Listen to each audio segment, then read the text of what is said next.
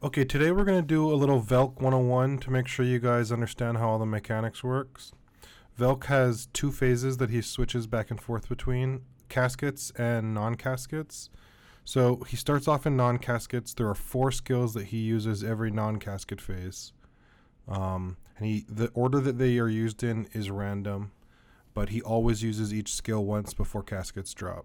So you can just count how many skills he's used to know when caskets are coming.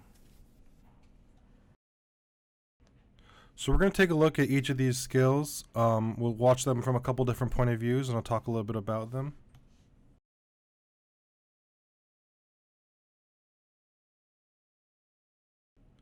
So the first skill we're looking at here is the hand slam. If you're using Medi, this is the one that you want to block with S1 because it's the most likely to one-shot your squishies. The second skill is the sword with meteors. It always comes with meteors, and this is one of the main reasons you need CC immunity, because those meteors will stun if you don't have CC immunity up.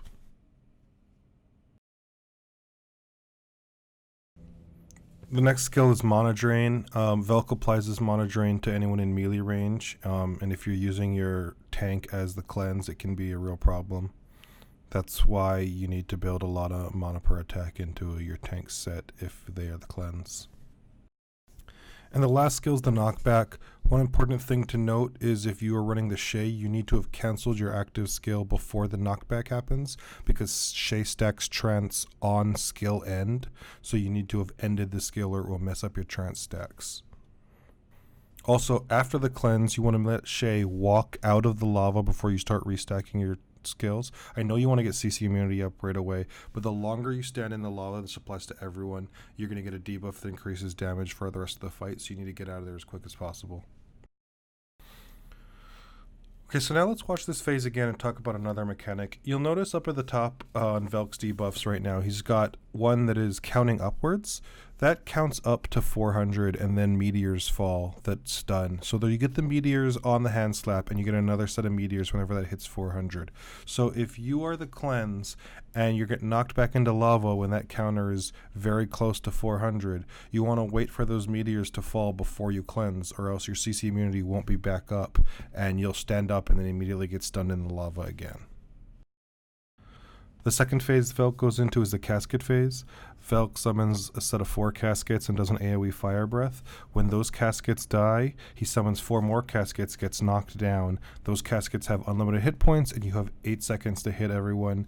At the end of that, a percentage of all the damage that was dealt to both sets of caskets gets transferred to Velk, so that's how you do so much damage to him.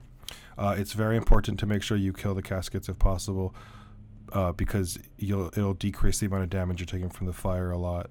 The majority of your damage comes during the zombie casket phase, where they have unlimited hit points, because then you're free to blow them up as much as possible. Each time he goes into the casket phase, the amount of hit points that the caskets has goes up, so it's harder and harder to kill them each time. But also, that's where you get to do more and more damage to him. In general, the way the casket phase goes is you want to put all your amps up and then kill the caskets as fast as possible. So you usually have 1 damage dealer, but sometimes you might have an Esker, Anna, or Timia. Let Lavro get her buffs up, and your tank should put up an AoE to get damage buffs on everything. And then when the caskets die, whatever amps you have left should go on the second set of caskets. Or if you have an Audi, you can reapply to both the second set also. It's more important to kill the first set than to try and save things for the second set and then not kill them. So as you get more comfortable with your team and you know how easy you kill early sets of caskets, you can save your amps for the second set. But for now, it's probably best to just put all your amps up at the beginning.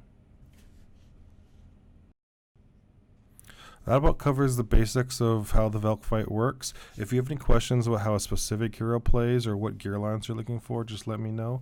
But otherwise, I hope this helps, and let me know if you'd like to see more.